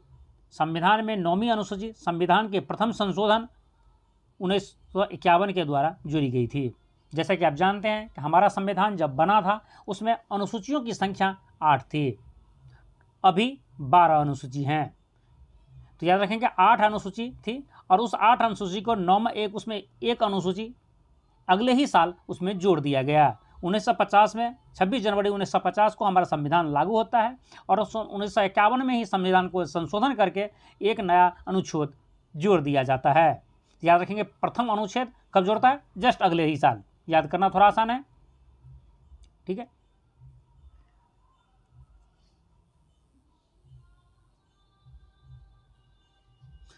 सांसद को कानून बनाने की अवशिष्ट शक्तियां किस अनुच्छेद के तहत प्रदान की गई हैं? यह संविधान के अनुच्छेद 248 के भाग 11 के तहत प्रदान की गई हैं। मतलब संविधान के अनुच्छेद 248 के भाग 11 के तहत सांसद को कानून बनाने की अवशिष्ट शक्तियां दी गई हैं। राज्य का राज्यपाल किस अनुच्छेद के तहत राज्य वित्त आयोग का गठन करता है? यह संविधान के अनुच्छेद 243 के अनुसार या 243 के अंदर जो आय अनुच्छेद है उसके अनुसार। पेशा अधिनियम 1996 संविधान के भाग 9 को किस क्षेत्र में विस्तारित करने का प्रावधान करता है? यह 5वीं अनुसूची के क्षेत्र में, 5वीं अनुसूची में जो क्षेत्र है उसमें यह विस्तार करने का भाग देता है। संविधान ने किस अनुच्छेद के तहत अखिल भारतीय सेवाओं के निर्माण के लिए प्रस्ताव पारित करने का अधिकार राज्यसभा को है? यह अनुच्छेद 312 के तहत। पिछड़ा वर्ग के लिए राष्ट्रीय आयोग को किस संशोधन के तहत संवैधानिक दर्जा दिया गया था? यह दिया था 102वां संविधान संशोधन जो 2018 में हुआ था। पिछड़ा वर्ग के लिए जो राष्ट्रीय आयोग है तो उसे शॉर्ट में NCVC कहा जाता है। इसको जो संवैधानिक दर्जा दिया गया था 102वां संविधान संशोधन के तहत, और 102वां संविधान संशोधन 2018 में हुआ था।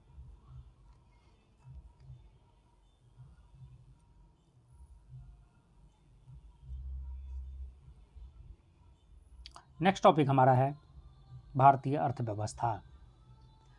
मूल्य सूची में परिवर्तन की लागत को कहा जाता है, इसमें मेनू लागत कहा जाता है। जिस बाजार में सरकारी प्रतिभूतियों का कारोबार होता है उसे कहा जाता है, उसे गिल्ट एज्ड मार्केट कहा जाता है। गिल्ट एज्ड मार्केट उस प्रतिभूति बाजार को कहा जाता है जिसमें सरकारी प्रतिभूतियों का कारोबार होता है।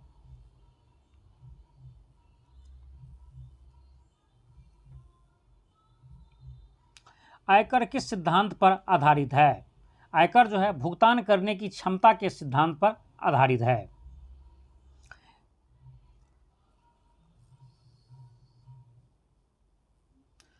जीडीपी 2024-25 के दूसरे संशोधित अनुमानों के अनुसार वित्त वर्ष 2024-25 में नाममात्र जीडीपी की अपेक्षित वृद्धि दर रखी गई है। यह क्या थी? वह 9.9% थी।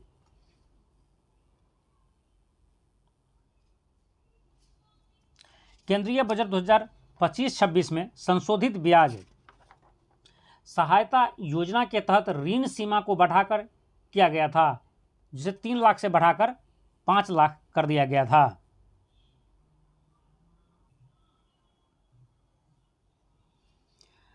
RBI सर्वेक्षण के अनुसार मई से जुलाई 2024 के बीच उपभोक्ता कीमतों में गेहूं किसानों की हिस्सेदारी कितनी थी?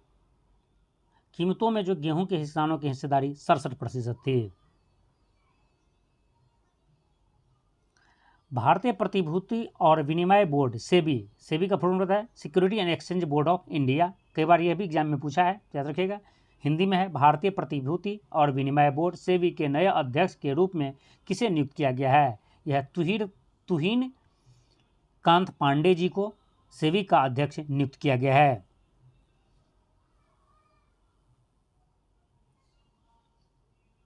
दो 2025-26 के बजट अनुमान में राजकीय घाटे का अनुमान सकल घरेलू उत्पाद के कितने प्रतिशत पर लगाया गया है? यह 4.4% पर लगाया गया है। केंद्रीय बजट 2025-26 ने किस सेवा में 100% FDI की अनुमति दी है? तो यह सेवा है बीमा क्षेत्र। बीमा क्षेत्र में अब 100% FDI मतलब जो फॉरेन डायरेक्ट इन्वेस्टमेंट होता है वो 100% तक लगाया जा सकता है। भारत में केंद्रीय बैंक की भूमिका निभाता है, यह RBI निभाता है। Reserve bank of India Bharat में केंद्रीय बैंक की भूमिका में है।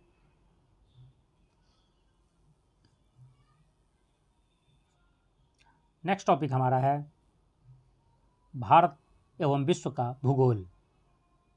विभिन्न घनत्वों की 2 तरल पदार्थों को अलग करने वाली सीमा परत को कहा जाता है, इसे कहा जाता है पाइक्नोक्लाइन। पाइक्नोक्लाइन यह एक सीमा परत है, या दो सीमा परत को अलग करने वाली जो वर्ड है, जैसे कहते हैं ना दो अलग अलग घनत्व वाली, जैसे पानी और तेल, दोनों के जिस पॉइंट पर दोनों एक दूसरे से अलग होते हैं उस पॉइंट को पाइक्नोक्लाइन कहा जाता है। क्रायोफाइट स्टेपी एक प्रकार की वनस्पति हैं जो किस जलवायु क्षेत्र में से जुड़ी हैं? यह आर्कटिक टुंड्रा प्रदेश की, आर्कटिक जहाँ पर ठंड प्रदेश है, आर्कटिक टुंड्रा से जुड़ी हुई वनस्पति है।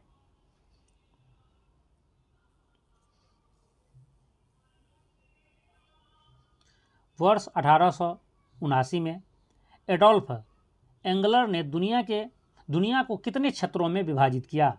उन्होंने दुनिया को 4 क्षेत्रों में विभाजित किया है।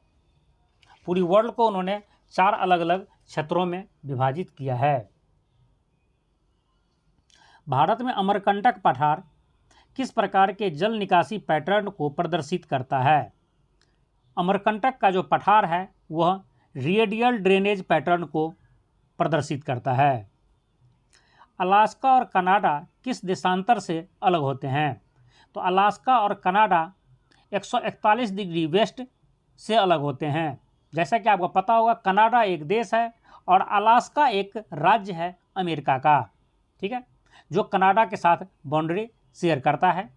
और जो ये बाउंड्री करता है, दोनों बाउंड्री जो शेयर करता है वह है 141 डिग्री वेस्ट देशांतर।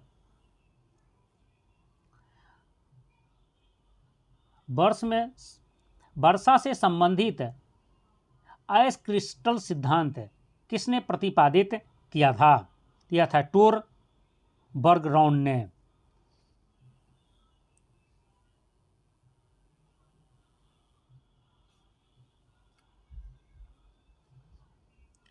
बाहरी कोर और आंतरिक कोर के बीच असंततता को कहा जाता है, इसे कहा जाता है लेहमैन असंततता। किसी दोष तल या अन्य समतलीय विशेषता और क्षैतिज तल के प्रतिच्छेदन द्वारा निर्मित रेखा की दिशा को कहा जाता है, उसे स्ट्राइक कहा जाता है। वर्तमान अतीत की कुंजी हैं, भूविज्ञान के किस सिद्धांत से संबंधित हैं? वर्तमान अतीत की कुंजी हैं यह भूविज्ञान के यूनिफॉर्मेटेरियनिज्म, मतलब कहें यूनिफॉर्मेटेरियनिज्म के सिद्धांत से संबंधित हैं।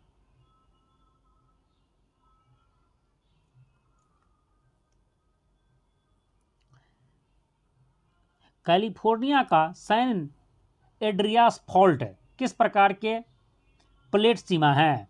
यह जो है ट्रांसफॉर्म प्लेट सीमा है।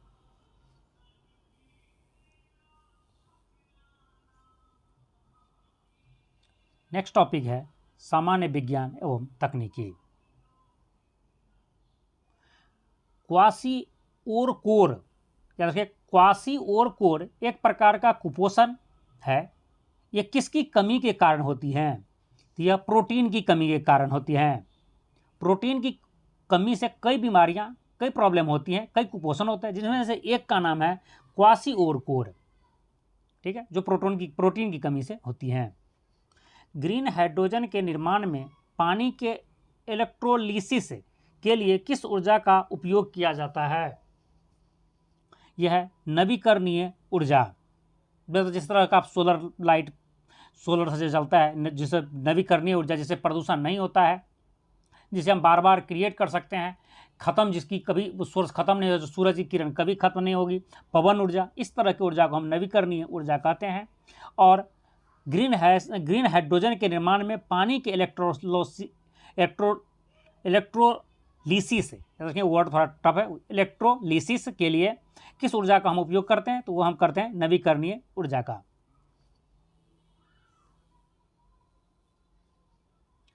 पौधों की कोशिकाओं में जल संतुलन को बनाए रखने के लिए किसकी सहायता ली जाती है? यह रिक्तिकाएं की सहायता ली जाती हैं। उच्च दाब, छोटे आकार और सतही आवेश के तहत जलीय घोल में गैस युक्त गुहा को कहा जाता है, उसे नैनो बबल्स कहा जाता है।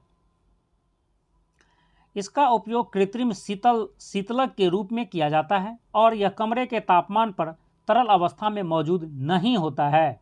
इसे कहा जाता है सूखी बर्फ। सूखी बर्फ को जो है कृत्रिम शीतलक के रूप में भी उपयोग किया जाता है, ठीक है। और यह जो कमरे के तापमान पर तरल अवस्था में नहीं होता है वह है सूखी बर्फ, याद रखेंगे। और सूखी बर्फ कुछ नहीं होता, यह ठोस कार्बन डाइऑक्साइड होता है।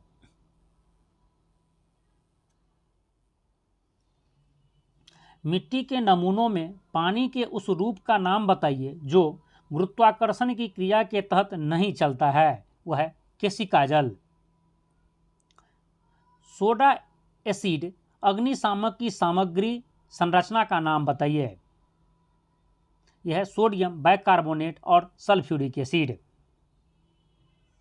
अग्निशामक जो आग बुझाने वाली जो संरचना है, जो आपके कह सकते हैं डब्बा होता है, बॉक्स होता है जो आग बुझाने में काम आते हैं मशीन, उसमें सोडियम बाइकार्बोनेट और सल्फ्यूरिक एसिड का मिक्सचर होता है।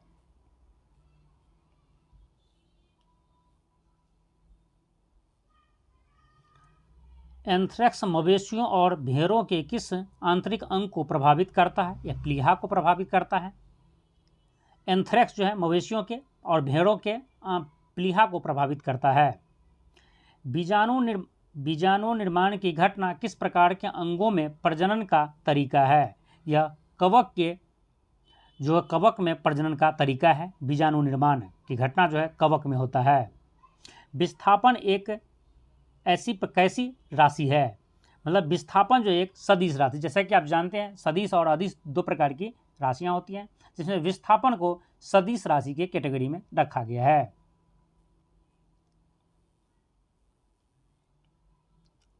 नेक्स्ट टॉपिक हमारा है कृषि, एग्रीकल्चर। मुंबई स्थित ICAR एंड CIRCOT द्वारा स्थापित भारत का पहला नैनो सेल्यूलोज पायलट प्लांट किस फसल से जुड़ा है? यह कपास से जुड़ा हुआ है।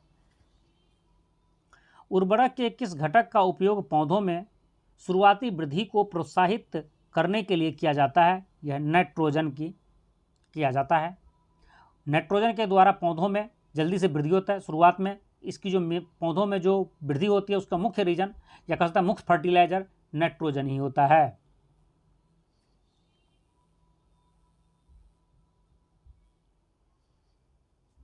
नैनो DAP में नाइट्रोजन और फास्फोरस क्रमशः किस अनुपात में होता है? तो नैनो DAP में जो नाइट्रोजन और फास्फोरस का अनुपात होता है यह 1:2 में होता है। यहाँ पर यह अनुपात में तो लिख दिया है लेकिन यह परसेंटेज में है। याद रखेंगे, नैनो DAP में नाइट्रोजन और फास्फोरस का परसेंटेज पूछे तो यह 8% और 16% होता है। इनमें 8% नाइट्रोजन और 16% फास्फोरस होता है। यदि एग्जाम में आपसे अनुपात में पूछा जाए तो याद रखेंगे 1:2 आपको टिक करना है। मृदा संरक्षण कार्यक्रम में 2 से 6% तक की भूमि ढलान के लिए की जाती हैं। यह समुच्च बिल्डिंग। वर्ष 1974 में पहला कृषि विज्ञान केंद्र स्थापित किया गया था। यह पुदुचेरी में किया गया था। पुदुचेरी में 1974 में पहला कृषि विज्ञान केंद्र स्थापित किया गया था।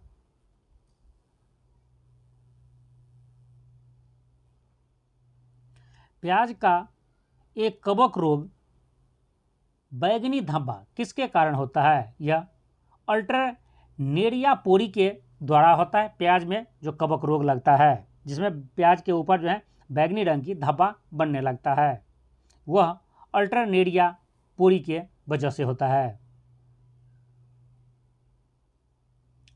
बेसिडियोस्पोर्स रस्ट फंगस के जीवन चक्र में किस चरण में होता है? यह चरण 4 में होता है। ICAR खरपतवार अनुसंधान निदेशालय कहाँ स्थित है? ICAR खरपतवार अनुसंधान निदेशालय जबलपुर में स्थित है। जबलपुर मध्य प्रदेश में है। जल जमाव वाली मिट्टी के लिए किस प्रकार का एन उर्वरक उपयुक्त है? तो जल जमाव वाली मिट्टी के लिए अमोनियम सल्फेट उपयुक्त हैं।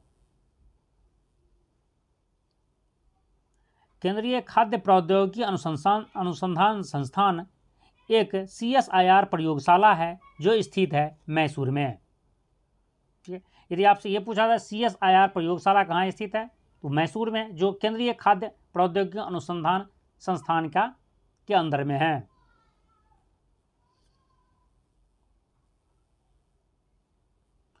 नेक्स्ट टॉपिक हमारा है पर्यावरण एवं जैव विविधता। खाद्य श्रृंखला में विभिन्न ट्रॉफिक स्तरों पर ऊर्जा हस्तांतरण के अनुपात को कहा जाता है। इसे कहा जाता है ट्रॉफिक स्तर दक्षता। एक समुदाय में बड़ी संख्या में अन्य प्रजातियों के बने रहने की क्षमता निर्धारित करने वाली प्रजातियों को कहा जाता है। इसे कहा जाता है कोस्टोन प्रजातियां।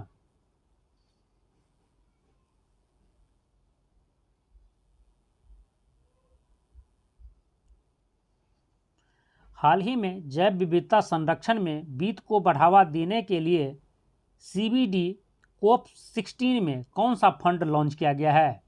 उस फंड का नाम है कॉली फंड। भारत का पहला white tiger breeding centre Bharat के किस राज्य में स्थापित किया गया है? यह भारत के मध्य प्रदेश राज्य में स्थापित किया गया है। याद रखिएगा, यह क्वेश्चन भी इंपॉर्टेंट है। आपसे सिंपल से पूछेगा भारत का पहला व्हाइट टाइगर ब्रीडिंग सेंटर कहाँ स्थापित किया गया है, किस राज्य में स्थापित किया गया है? याद रखेंगे, यह मध्य प्रदेश में किया गया है। इंटरनेशनल बिग कैट अलायंस की नोडल एजेंसी कौन सी है? यह है राष्ट्रीय बाघ संरक्षण प्राधिकरण। राष्ट्रीय बाघ संरक्षण प्राधिकरण जो है इंटरनेशनल बिग कैट अलायंस की नोडल एजेंसी हैं। UNFCCC को भारत की चौथी द्विवार्षिक अद्यतन रिपोर्ट के अनुसार वर्ष 2019 और 2020 के बीच भारत में GHG उत्सर्जन में कितने प्रतिशत की कमी आई है? यह कमी आई है 7.93%। उधवा झील, जिसे हाल ही में रामसर साइट के रूप में मान्यता दी गई है, यह किस राज्य में है? यह झारखंड राज्य में है। ठीक है, आपसे सिर्फ इतना पूछा जाएगा, उधवा झील इनमें से किस राज्य में है? तो वह झारखंड में है, जिसे अभी फिलहाल रामसर साइट का दर्जा दिया गया है।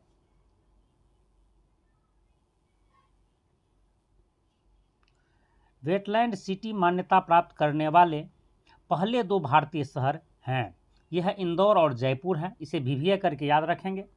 यह पहला 2 शहर है जिसे इस साल 2025 में ही वेटलैंड सिटी का मान्यता दिया गया है। यह दोनों ही सिटी हैं, इंदौर और उदयपुर। जबकि उसके लिए एलिजिबल या कह सकते हैं अप्लाई किए थे 3 सिटी, जिसमें भोपाल भी था। भोपाल को रिजेक्ट कर दिया गया, उसे वेटलैंड सिटी का मान्यता नहीं दिया गया है। तो याद रखेंगे, यह इंदौर और उदयपुर है, इन दोनों शहर को वेटलैंड सिटी का मान्यता दिया गया है। बैरोमीटर ऑफ लाइफ को लोकप्रिय रूप से जाना जाता है। यह IUCN रेड लिस्ट को जाना जाता है। IUCN रेड लिस्ट को ही बैरोमीटर ऑफ लाइफ कहा जाता है। केवलादेव राष्ट्रीय उद्यान अवस्थित है, वह राजस्थान में अवस्थित है। केवलादेव जो राष्ट्रीय उद्यान है यह राजस्थान में है। नेक्स्ट टॉपिक हमारा है खेलकूद। जब हॉकी खिलाड़ी किसी अन्य खिलाड़ी की स्टिक के ऊपर से गेंद को ले जाता है तो उसे जिंग कहते हैं। हॉकी खिलाड़ी जब किसी खिलाड़ी के ऊपर से अपना स्टिक ले जाता है तो उसे जिंग कहा जाता है। क्रिकेट में बल्लेबाज के शरीर या सिर पर सीधे लक्षित गेंदबाजी को कहते हैं, उसे बीमर कहते हैं। कौन सा grand slam tournament clay court पर खेला जाता है? यह फ्रेंच ओपन है। जैसे कि आप जानते होंगे 4 ग्रैंड स्लैम होता है, जिनमें से फ्रेंच ग्रैंड स्लैम जो है वो क्ले कोर्ट पर खेला जाता है।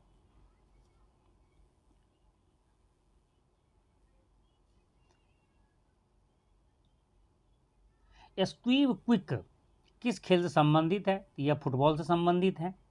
किस विश्वविद्यालय ने 2024 के लिए मौलाना अब्दुल कलाम आज़ाद ट्रॉफी जीती थी? तो वह चंडीगढ़ विश्वविद्यालय है। चंडीगढ़ विश्वविद्यालय ने 2024 में मौलाना अब्दुल कलाम आज़ाद ट्रॉफी जीता है।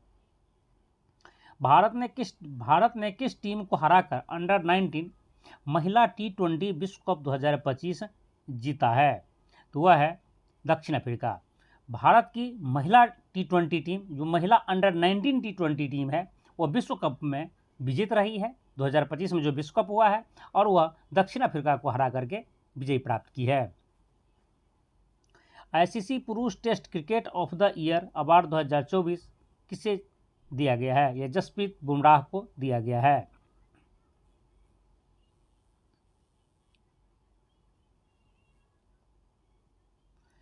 कौन सा राज्य 2025 में खेलो इंडिया यूथ गेम्स और पैरा गेम्स की मेजबानी करेगा? तो वह राज्य है बिहार। बिहार में 2025 में खेलो इंडिया यूथ गेम और पैरा गेम दोनों ही होगा। 2025 बेंगलुरु ओपन ATP 125 चैलेंजर किसने जीता? तो वह जीता है ब्रैंडन होल्ट ने। किस टीम ने रणजी ट्रॉफी 2024-25 सीजन जीता है? तो वह विदर्भ ने जीता है। टाटा महिला प्रीमियर लीग 2025 की ट्रॉफी किसने जीती है? यह मुंबई इंडियंस ने जीती है।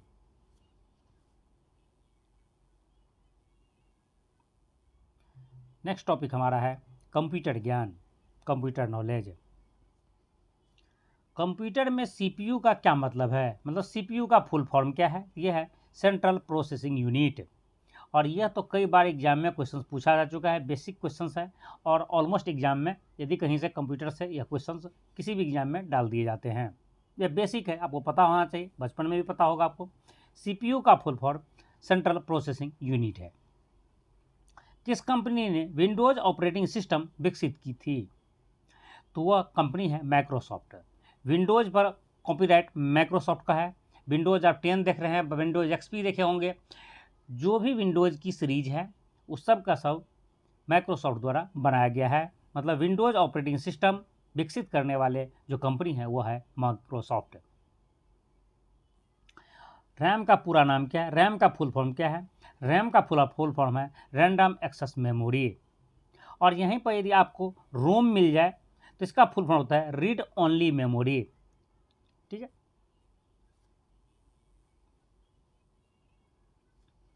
बाइनरी नंबर सिस्टम किस पर आधारित है? ये बेस 2 पर आधारित है। बेस 2 पर क्यों आधारित है? क्योंकि बाइनरी नंबर सिस्टम में 2 ही डिजिट होता है, 0 और 1। ठीक है। तो बाइनरी, यदि आपसे एग्जाम में पूछे बाइनरी नंबर सिस्टम किस पर आधारित है, तो बेस 2 पर आधारित है। URL का फुल फॉर्म क्या होता है? URL का फुल फॉर्म होता है यूनिफॉर्म रिसोर्स लोकेटर। तो यहाँ पर लोकल लिख के गलत कर दिया है, तो याद रखेंगे यहाँ पर फुल फॉर्म होता है URL का यूनिफॉर्म रिसोर्स लोकेटर है। ठीक है, यहाँ लोकेटर है LOCATOR। ठीक है, तो यूनिफॉर्म रिसोर्स लोकेटर होता है URL का फुल फॉर्म।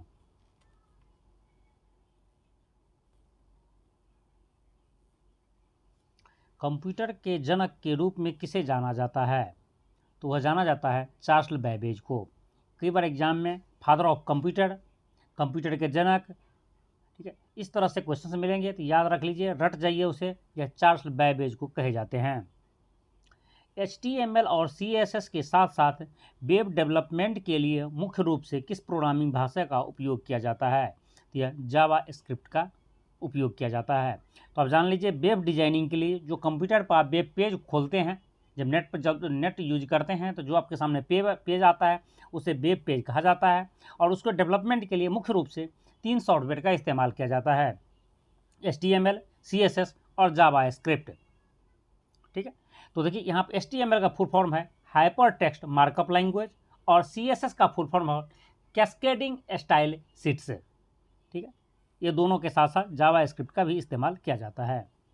HTTP का क्या अर्थ है? HTTP का फुल फॉर्म होता है हाइपर टेक्स्ट ट्रांसफ़र प्रोटोकॉल। यह एक प्रोटोकॉल है जो नेट पर जो आप सर्चिंग करते हैं उस समय जब भी कोई चीज़ सर्च मारते हैं, जैसे लिखते हैं www.bpsc.com, ठीक है, तो इससे पहले आप देखेंगे HTTP लिखा आ जाएगा www से जस्ट पहले।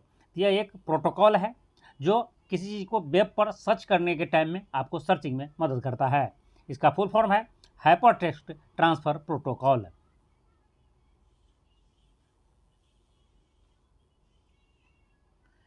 फोन लाइनों पर ट्रांसमिशन के लिए डिजिटल सिग्नल को एनालॉग में बदलने के लिए किस डिवाइस का उपयोग किया जाता है? यह मॉडेम का इस्तेमाल किया जाता है। जो ट्रांसमिशन के टाइम में फोन लाइन में जो डिजिटल डेटा है, डिजिटल को एनालॉग, एनालॉग को डिजिटल में कन्वर्ट करने के लिए मॉडेम का इस्तेमाल किया जाता है। किस तरह की मेमोरी नॉन वोलाटाइल होती है और फर्मवेयर को स्टोर करने के लिए उपयोग की जाती है? यह रोम टाइप की मेमोरी होता है, जिसे रोम कहते हैं। अब जैसे कि मैं आपको पहले भी बता चुका हूँ, रोम का फुल फॉर्म होता है रीड ओनली मेमोरी। और यहाँ पर दो चीज़ याद रखिए, वोलाटाइल और नॉन वोलाटाइल वर्ड आप शायद सुने भी होंगे। वोलाटाइल का मतलब होता है कंप्यूटर में एक ऐसी डिवाइस जिस पर कोई डाटा तब तक स्टोर है जब तक उसमें लाइट है। जब आप उसको शट डाउन कर देते हैं, बंद कर देते हैं, तो वह डिलीट हो जाती है। ऐसे मेमोरी को वोलाटाइल मेमोरी कहा जाता है। वह डिलीट होने लायक है। लाइट कटते ही, स्विच ऑफ होते ही, शट डाउन होते ही कंप्यूटर की उस मेमोरी से डेटा डिलीट हो जाती है, जो रैम टाइप की जो रैम है, ठीक है। रैम में जो डाटा होता है वो सिस्टम को शट डाउन करते ही डिलीट हो जाता है, मतलब एक वोलाटाइल मेमोरी है। नॉन वोलाटाइल का मतलब होता है यदि आपको कंप्यूटर स्विच ऑफ भी कर देते हैं, शट डाउन भी कर देते हैं, उसके बावजूद वहाँ से डेटा डिलीट नहीं होता है, उस मेमोरी को रोम कहा जाता है, उसे रीड ओनली मेमोरी।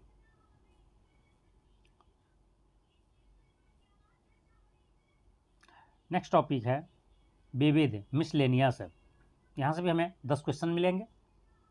औद्योगिक उत्पादन सूचकांक IIP किसके द्वारा जारी किया जाता है? यह राष्ट्रीय सांख्यिकी कार्यालय के द्वारा जारी किया जाता है। याद रखेंगे, औद्योगिक उत्पादन सूचकांक राष्ट्रीय सांख्यिकी कार्यालय के द्वारा जारी किया जाता है।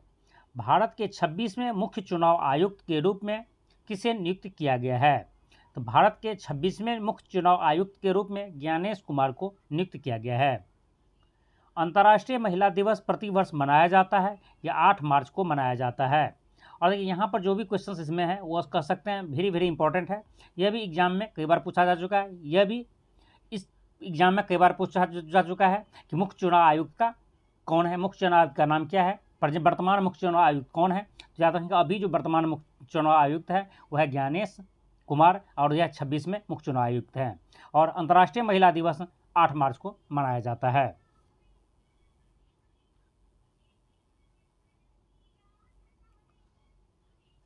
भ्रष्टाचार धारणा सूचकांक 2024 में भारत की रैंकिंग क्या थी? तो भारत की रैंकिंग थी 96। आर्टिफिशियल एक्शन इंटेलिजेंस समिट 2025 की सह अध्यक्षा किसके द्वारा की गई? तो यह भारत और फ्रांस के द्वारा की गई थी। जैसे कि आप जानते होंगे, आर्टिफिशियल इंटेलिजेंसी पर जो समिट हुआ है वह फ्रांस में हुआ है, ठीक है। AI से रिलेटेड जो समिट था 2025 में भारत मतलब फ्रांस में हुआ है, और इसमें सह अध्यक्षा भारत और फ्रांस दोनों मिल करके किया है, जिसमें मोदी जी फ्रांस गए हुए थे इसकी अध्यक्षता करने के लिए। जिसमें याद रखेंगे यहाँ पर, इसलिए क्वेश्चंस वेरी वेरी इंपॉर्टेंट इसलिए बन जाता है कि आपसे यह पूछा जाए कि समिट की अध्यक्षता या सह अध्यक्षता किसने की है, और ऑप्शन लिखा होगा A में भारत, दूसरा में फ्रांस, C में दोनों। तो बहुत सारे स्टूडेंट यहाँ पर कंफ्यूज होते हैं कि दो आदमी मिलकर अध्यक्षता क्यों करेगा, दो देश मिलकर अध्यक्षता क्यों करेगा, अध्यक्ष तो एक ही होंगे। तो यहाँ पर आपको याद रखना है कि भारत और फ्रांस दोनों ही सह अध्यक्ष थे, दोनों ही मिलकर के अध्यक्षता की है यह समिट की। मूल पटकथा श्रेणी में ऑस्कर 2025 किसने जीता है? तो ये जीता है एनोरा के लिए सीन बेकर ने।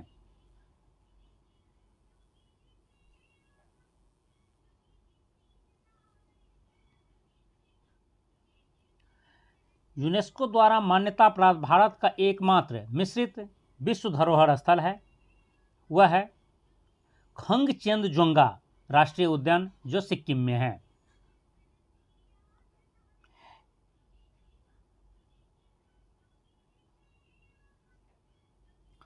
याद रखेंगे, यूनेस्को द्वारा जो मान्यता प्राप्त भारत का एकमात्र मिश्रित विश्व धरोहर है। ठीक है, जैसे कि सांस्कृतिक होता है, प्राकृतिक होता है, लेकिन यह मिश्रित है, सांस्कृतिक और प्राकृतिक दोनों ही टाइप का है। तो इसलिए मिश्रित धरोहर लिस्ट जो यूनेस्को द्वारा जारी किया जाता है, जिसमें भारत में एक ही है और वह सिक्किम में है, और उसका नाम है खंगचेंदजुंगा राष्ट्रीय उद्यान। वेरी वेरी इंपॉर्टेंट है, उसे आपको याद रखना है।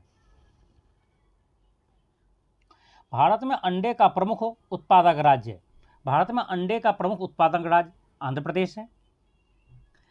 ब्रिक शब्द किसने गढ़ा? तो ब्रिक शब्द का गढ़ने वाला जो है यह था जिम ओनिल।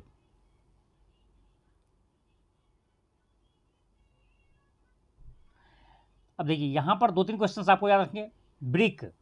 ब्रिक का फुल फॉर्म क्या है?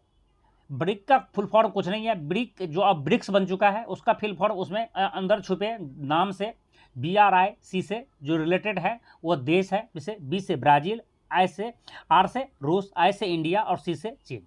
तो अभी तक ब्रिक था, अब इसमें लग गया है ब्रिक्स।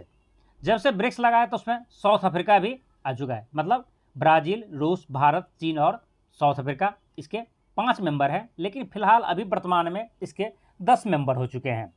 नाम अभी भी ब्रिक पहले था, अब ब्रिक्स हो चुका है। ठीक है, लेकिन 5 मेंबर की जगह पर अब उसकी मेंबर की संख्या बढ़ करके 10 हो चुके हैं। और उस याद रखेंगे 5 मेंबर तो आपको यहीं सामने हैं, ब्राज़ील, रूस, भारत, चीन और साउथ अफ्रीका। इसके साथ साथ 5 मेंबर जो और है उसका नाम आपको याद रखना चाहिए, यह मिस्र, इथोपिया, ईरान, UAE और सऊदी अरब। फरवरी 2025 में FATF की ग्रे सूची में किस देश को हटाया गया है? तो वह फिलीपींस है। फिलीपींस को हाल ही में FATF की ग्रे सूची से हटाया गया, ग्रे लिस्ट से बाहर किया गया है। जैसे कि आप जानते हो FATF का फुल फॉर्म होता है फाइनेंशियल एक्शन टास्क फोर्स। उस लिस्ट में वैसे देशों को डाला जाता है जो मनी लॉन्ड्रिंग से संबंधित कार्य करते हैं, या कह सकते हैं आतंकवादी गतिविधि में मतलब उसकी भूमिका होती है उस देश की, यहाँ पे या फंडिंग होता है या डायरेक्टली इनडायरेक्टली आतंकवाद को पैसे दिए जाते हैं या मदद किए जाते हैं। और दूसरी जो वेरी वेरी इंपॉर्टेंट है वह है मनी लॉन्ड्रिंग। इन दोनों से रिलेटेड जो भी देश होते हैं जो इस तरह के कार्य करते हैं उसे FATF की ग्रे लिस्ट में डाल दिया जाता है, और ग्रे लिस्ट के साथ साथ वहाँ एक ब्लैक लिस्ट भी होता है, ब्लैक लिस्ट में भी डाला जाता है जो बुरी तरह से इन काम को अंजाम देते हैं। तो FATF का फुल फॉर्म भी याद रखिएगा, कई बार एग्जाम में पूछा गया है, फाइनेंशियल एक्शन टास्क फोर्स। और आपको इसका PDF चाहिए तो आप हमारे टेलीग्राम चैनल से इसका PDF आप ले सकते हैं, जिसका नाम है BPSC दर्पण, सेम चैनल के नाम की तरह।